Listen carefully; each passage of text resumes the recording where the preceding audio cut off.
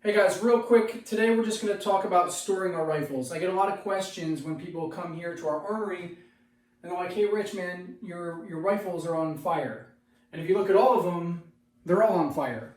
And the reason why they're on fire is for storing, we want to keep the springs in the buffer tube and in our trigger assembly from being stored under tension for long periods of time.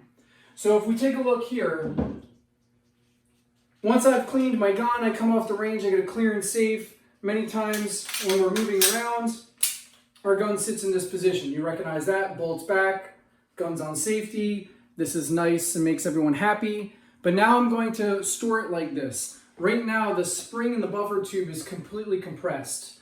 The spring that's holding the hammer back, right, when we pull the trigger, the spring lets the hammer fly forward and hit the firing pin into the primer, right? These springs are under max tension right now, and to store it like this, it starts to make the springs soft and squishy over time, which then leads to, poor functioning of our rifle down the road, or in this case, an AR pistol. So what I like to do is, once I come in, the gun's clear and safe, right? I can point the gun in a safe direction.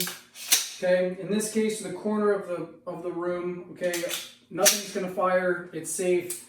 I let the trigger go forward, right, the hammer go forward by pulling the trigger, and now the spring tension is minimized in the buffer tube, the spring tension is minimized in our hammer springs and our firing mechanism here, and now from this position, I see the bolts forward, my gun's on fire, you can't pull the trigger anymore, you can't put it on safe because the gun has not cycled, so this is just how it will store.